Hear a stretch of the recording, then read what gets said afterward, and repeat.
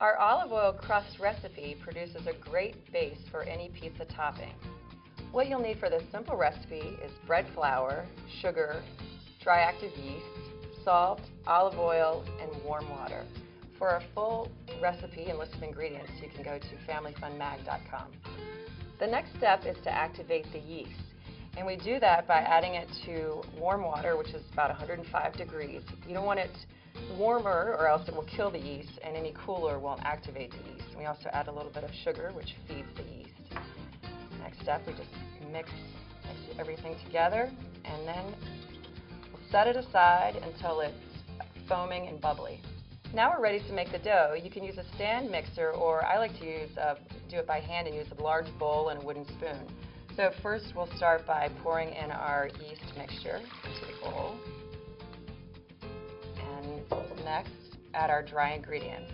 So add our bread flour and our salt.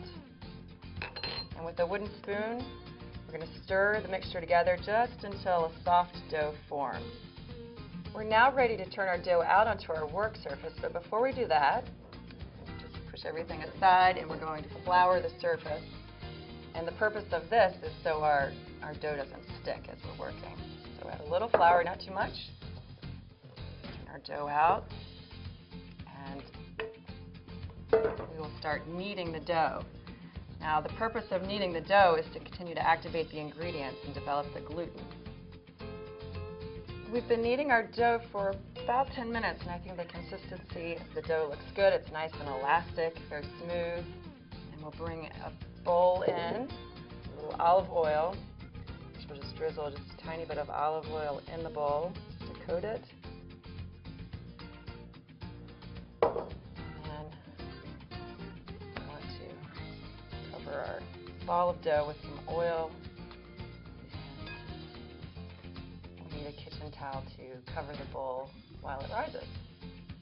Okay, our dough is ready to use. It's doubled in bulk. It's taken about an hour to get to this point.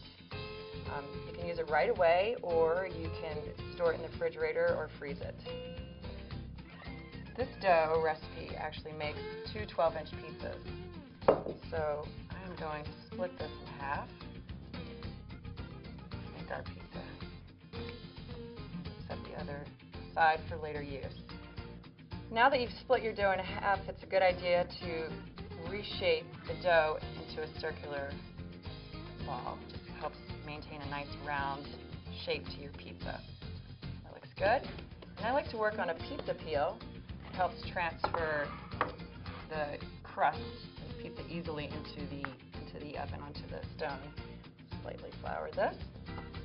And I like to start by pushing down and using my fingers to stretch the dough, push out evenly in a circular fashion so it's a nice round shape. And once it's stretched out a little bit, another method of stretching even further into the desired shape is to pick it up, both fists underneath, and just stretch, pulling from the center out. And once you're stretched out, then you put it back on your peel, and you can work it just a little bit more. Now, depending on if you like a thin or a thick crust pizza, you can either stop here and you're ready for your toppings, or go to FamilyFunMag.com for some suggestions.